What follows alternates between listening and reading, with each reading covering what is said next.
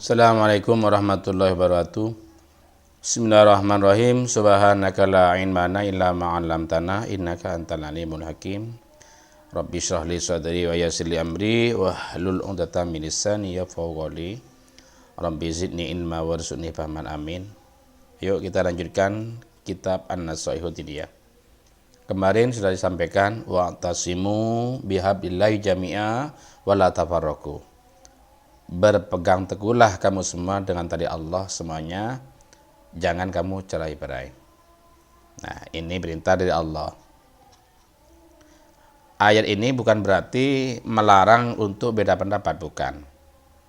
Imam Qurtubi memberi ungkapan tentang ayat ini, walaisa fihi dalilun ala tahrimil ikhtilafi fil furu'i. Ayat tersebut tidak menunjukkan keharamannya beda pendapat di dalam masalah furu'. Yang dilarang itu adalah perbedaan yang membawa kemafsadatan. Itu dilarang. Kalau memang perbedaan yang menyebabkan kemafsadatan itu dilarang. Kalau tidak membawa kemafsadatan di dalam masalah furu'iyah itu tidak dilarang. Malah ada ungkapan baginda Nabi SAW bersabda, ikhtilafu ummati rahmatun. Perbedaan umatku adalah rahmat. Yang dimaksud perbedaan umatku di sini bukan umat-umat yang ada di Bantur atau Guna lagi, bukan, tapi yang dimaksud perbedaan para mujtahid. Imam Syafi'i misalnya beda pendapat dengan Imam Malik dalam masalah anjing misalnya, atau masalah berwudu. Imam Syafi'i beda pendapat dengan Imam Abu Hanifah atau Imam Ahmad bin Hanbal misalnya. Lah ini jadi rahmat pada kita. Dengan perbedaan mereka itu kita bebas memilihnya. Apa ikut Syafi'i, apa ikut pada Malik atau Imam Abu Hanifah atau Imam Ahmad bin Hanbal. Sehingga disebutkan ikhtilafu ummati rahmatun. Hadis ini walaupun oleh muhaddisin dianggap tidak sahih, tapi isinya sahih. Isinya sahih. Kemudian wala tafarraqu, jangan kamu cerai-berai. Nah, ini yang dimaksud cerai-berai yang membawa mafsadat. Seperti cerai-berai Bani Israel misalnya, ada hadis Nabi Muhammad SAW, tafarraqatil yahudu ala ihda wa sab'ina firqatan aw isnataini wa sab'ini firqatan wa nasara misadzalik wa tabtariku ummati ala salasin wa sab'ini firqatan. Orang Yahudi akan pecah menjadi 71 atau 2. Begitu juga orang Nasrani pecah menjadi 71 atau 72, dan umatku akan pecah menjadi 73. Nah, di hadis ini sahih menurut Imam At-Tirmidzi. Hadis ini sahih. Nah, kemudian di hari lain menerangkan apa ungkapannya begini. Baginda Nabi SAW bersabda, la ya'tiyanna ala ummati ma'ata ala bani Israel hadwa na'li bin na'li hatta law kana minhum man yati ummahu alaniyatan lakana min ummati man yas'u dzalika. Akan datang suatu zaman, suatu masa atau umatku sesuatu yang terjadi pada Bani Israel. Ini sama seperti halnya sandal satu dengan satunya. Begini, sumpama di Bani Israel itu seorang anak mendatangi ibunya dengan terang-terangan, maka akan terjadi di umatku ini berbuat demikian. Nah, sekarang pun ya juga banyak yang terjadi seperti itu. Banyak yang terjadi. Lah, yang dimaksud di umat-umat di sini bukan berarti umat-umat yang soleh, bukan, tapi umat-umat yang tak jelas itu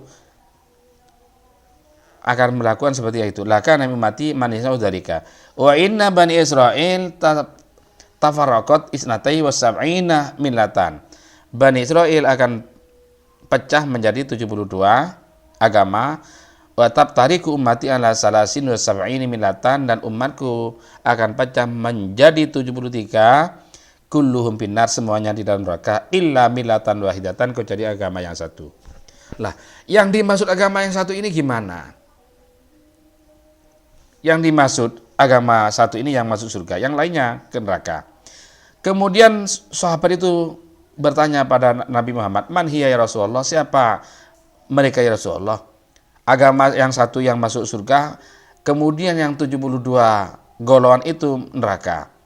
Apa jawab Nabi? Ma'ana alaihi wa ashabi, yaitu orang yang mengikuti undang-undangku atau mengikuti aku atau para sahabatku. Artinya orang itu kalau mengikuti apa yang diperintahkan Nabi atau para sahabat itu akan masuk surga. Misalnya meninggal dunia, maka Allah akan rela dan ridho. Apa ridho itu? Sururul, senang. Allah senang. Dengan arti, kalau orang itu meninggal dunia dalam keadaan Islam, membawa la ilaha illallah, maka itu akan masuk surga. Entah itu bagaimana prosesnya. Tapi yang jelas, orang meninggal dunia membawa la ilaha illallah, apa itu? Dakhalal jannah. Walamma kana qiwamu hadzal dini syarifi wa aslu bil ijtima'i wal muawanati wa ittihadil kalimati kanal iftiraku fihi wa adamul musa'adati ala iqamatihi mujiban liwahnihi wa dhafihi. Ketika tiang agama yang mulia ini adalah dengan bersatu, saling tolong menolong, satu kalimat, maka cerai-berai dalam agama ini, tidak saling menolong dalam agama ini, maka akan menjerumuskan pada kesengsaraan atau kelemahan. Fadhahara, maka terang. Annal ijtima'a fid din aslu kulli khairin, bahwa bersatu di dalam agama ini aslu kulli khairin wa sholahin, merupakan pondasi setiap kebaikan dan keabsahan. Bersatu merupakan pondasi setiap kebaikan dan keabsahan.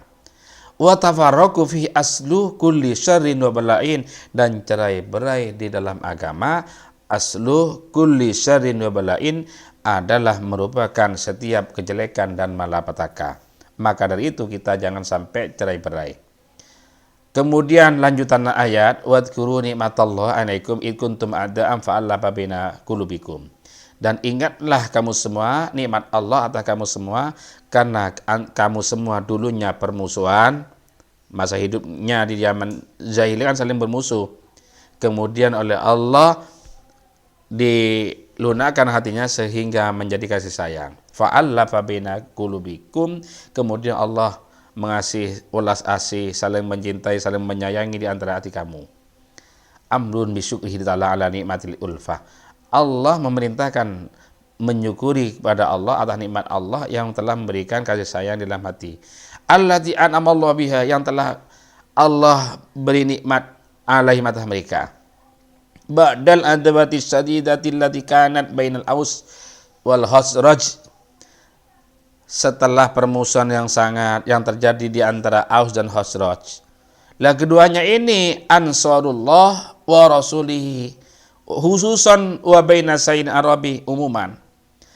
Aus dan Khazraj adalah ansarullah, ansur Rasulillah, terutama mobil khusus, dan pada umumnya orang-orang Arab.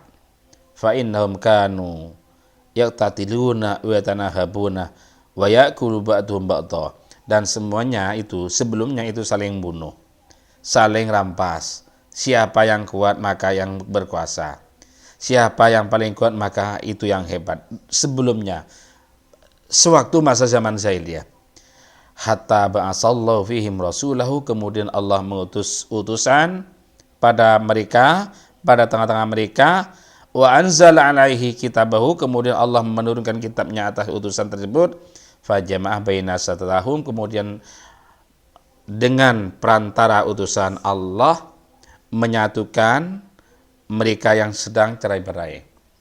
Itu perantara Nabi Muhammad SAW. Wa allafa baina qulubihim, Allah melemah lembutkan para hati mereka. Di antara hati mereka itu oleh Allah diberi kasih sayang, saling menyayangi, saling mencintai. Wa azala bi ma kana bainahum minad dagharin, dan Allah menghilangkan sifat iri dengkinya di hati mereka. Wal adawati wal fitani wal muqata'ati, dan sifat permusuhan dan saling fitnah, yang saling membelaki, saling saling potong kembanglah. pada korong-koran bi Allah taala pelang kapi ni ka.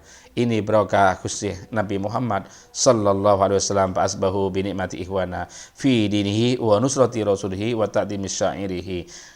Kemudian mereka fa asbahu bi nikmati ikhwana. Mereka menjadi bersaudara dengan nikmat Allah di dalam satu agama, di dalam menolong utusan Allah dan mengagungkan syiar-syiar Allah Subhanahu wa taala. Ini merupakan nikmat yang besar. Wallahu alam.